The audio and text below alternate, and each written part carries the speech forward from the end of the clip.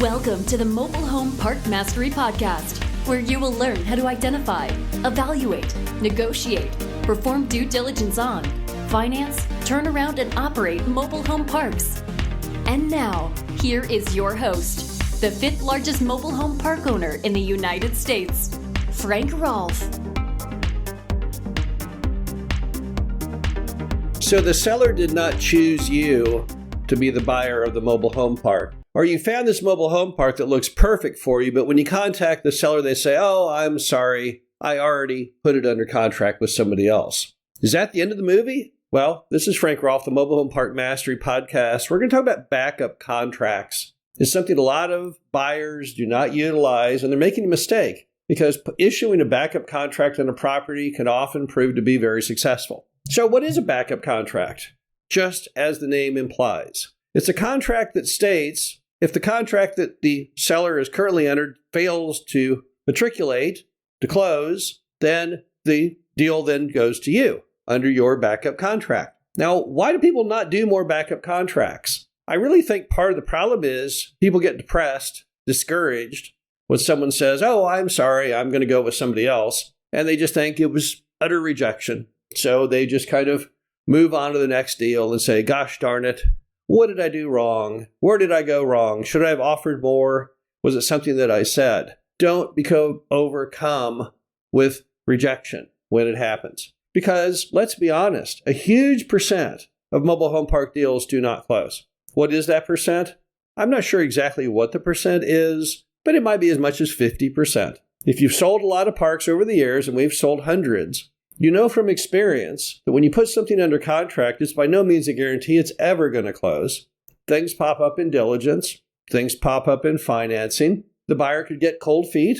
Buyer could be unable to obtain the capital for the down payment. There's a million reasons why a deal might collapse. But because we all know inherently there is this large percentage of the time in which they don't happen, you need to realize that there's a very good chance it will come back on the market. We've seen it happen many, many times, both as a seller of parks, but also as a buyer of parks. And since we know inherently it's a good shot the deal won't go through, then why not put on a backup contract? What would be the reason for that? Well, there really isn't any. So how do you then do it? How does that work? Well, the first thing you have to do is to express to the seller or the seller's broker that you're really the right buyer for this property. You want to differentiate yourself from whoever has it under contract. You don't know their name. You don't really know anything about them. But yet you kind of throw them under the bus and say, "Look, I don't know about this person or where they're at or their financials and stuff, but I'd be perfect to buy this property." Why?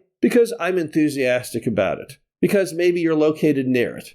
Because maybe you own another mobile home park located near it. Maybe because you've got the money burning a hole in your pocket in the bank. Maybe because you have a 1031, whatever the case may be.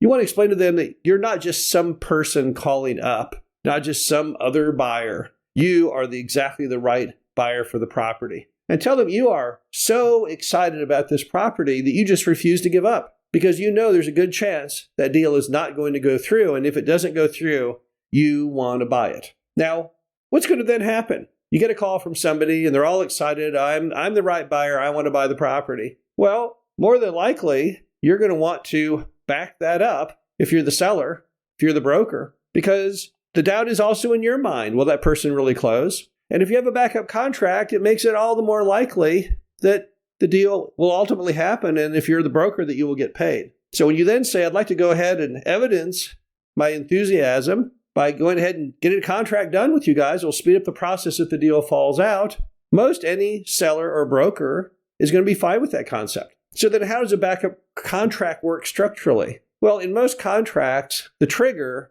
is the date of the contract. But in this case, it can't be because it's already under contract with somebody else. So your contract would not go into effect until the other contract falls out. It could fall out based on a certain date, as far as the end of an examination period or a financing period, or it might just fall out somewhere along the way. Perhaps the buyer calls the seller and says, "Hey, I need a big price reduction." And the seller says, "Nah, I don't think I want to do that because I already have a backup contract for as much money as you were paying." And then they move seamlessly on to you. Now, one interesting thing that happens often with backup contracts is that the backup contract and the buyer under the backup contract is in a stronger position than the original buyer. Here's why. Because when the first buyer puts it under contract, the seller, who's all excited about the next chapter of their life, typically go out and spend emotional capital and real capital lining up what they're going to do next.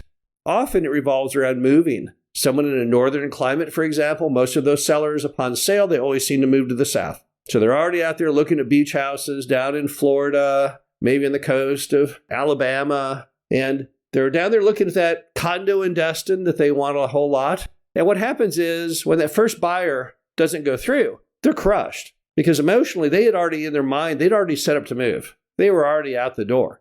They may have already been talking to brokers about putting their home on the market. So you actually go in a better position than the first buyer. Because if the first buyer cancels, that now puts the seller on the defensive. They're in a much more weakened position for two reasons. Number one, they've already started planning out their next life and they want to get out the door. And the other reason being when a property gets dropped, it's kind of an insult to the property. It makes people think, well, what was wrong with that property? Maybe I don't want it after all. It's like a failed restaurant location. You ever notice if a restaurant fails on location, or at least a couple times, it's hard to get that third restaurant to go in there because they think that location just has bad karma. The people associate it with failure. So you'll be able to renegotiate if you need to that deal much more successfully as the backup contract than as the original contract. I know it sounds unfair that one would be treated differently than the other, but it's just the way it works. That's just a natural evolution of life and how it happens. So the bottom line to it all is that backup contracts are a really good idea. It allows you to seamlessly take over if the deal fails. It blocks out any other buyer because they've already signed up with you, same position that you regretted when you called and they said they were already under contract. And you have a much clearer path for renegotiation, for getting over any hurdles, bumps in the road, because the seller will bend over backwards to get that deal done. But all that being said, there's one thing you have to know about backup contracts, which is the concept of tortious interference of business. Now, what this means is you can enter into a backup contract, but you cannot do it in a manner where you try and get the seller to undo the existing contract. It's a very fine line. You can look it up on Wikipedia or AI, but you don't want to fall into that trap, into that camp. There was a deal years ago where there was a huge lawsuit between Pennzoil and Texaco because one big oil company tried to coerce a seller to break their contract with one company to go with the other. You're not allowed to do that. You're not allowed to try and incite them to riot. And you're certainly not allowed to try and get them to walk a contract that is fully executed and in good shape. You can't do that. What we're talking about here instead is the backup contract, which acknowledges on the front end that, hey, if the other deal dies, I'm here. But make no efforts to undo that original deal. That's not going to work out for you. The bottom line to it all is that a backup contract is an excellent tool. Many park owners apparently fail to grasp this. They don't try and go for the backup contract. But going forward, when you go after a deal and you find out, oh, I'm sorry, I can't go with you, I've already gone with somebody else, don't give up. Keep going. If you really like that deal, get that backup contract signed up because the odds are very good it's going to come over to you. This is Frank Roth with the Mobile Home Park Mastery Podcast. Hope you enjoyed this. Talk to you again soon. Thank you for listening to the Mobile Home Park Mastery Podcast. Be sure to visit us at mhpmastery.com to subscribe to the show, read our show transcriptions, and access all of our great information on mobile home park investing.